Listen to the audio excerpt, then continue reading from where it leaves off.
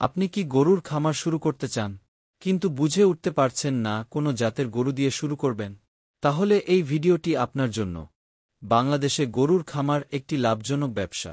তবে খামার শুরু করার আগে সঠিক জাতের গরু নির্বাচন করা অত্যন্ত গুরুত্বপূর্ণ।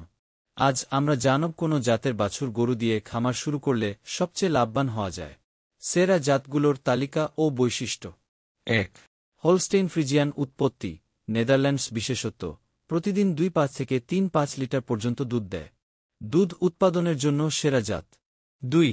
শাহজাদ পূর্ব পাবনা হাইব্রিড। দেশি। উৎপত্তি বাংলাদেশের পাবনা অঞ্চল। বিশেষত্ব দুধ ও মাংস দুটোতেই ভালো।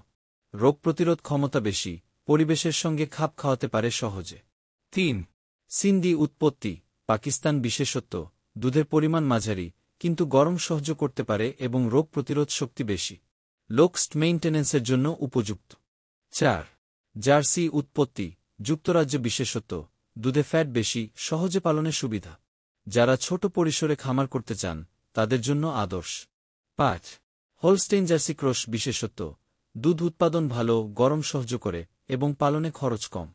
নতুনদের জন্য একদম পারফেক্ট অপশন। কোনো জাতকাদের জন্য দুধ বিক্রি যদি প্রধান লক্ষ্য হয়, তাহলে ফ্রিজিয়ান, জার্সি বা তাদের ক্রসব্রিড ভালো অপশন। মাংস বা কোরবানির বাজার ধরতে চাইলে দেশি জাত বা শাহজাদপুর হাইব্রিড বাছাই করুন। নতুন খামারিদের জন্য সবচেয়ে ভালো হয় মিশ্র জাত দিয়ে শুরু করা, যাতে একসাথে দুধ ও মাংস দুই দিকেই সম্ভাবনা থাকে।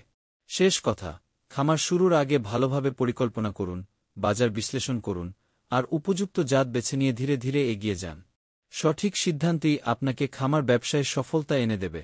ভিডিও ভালো লাগলে লাইক দিন, শেয়ার করুন, আর নতুন নতুন খামার বিষয়ক টিপস পেতে চ্যানেলটি সাবস্ক্রাইব করুন।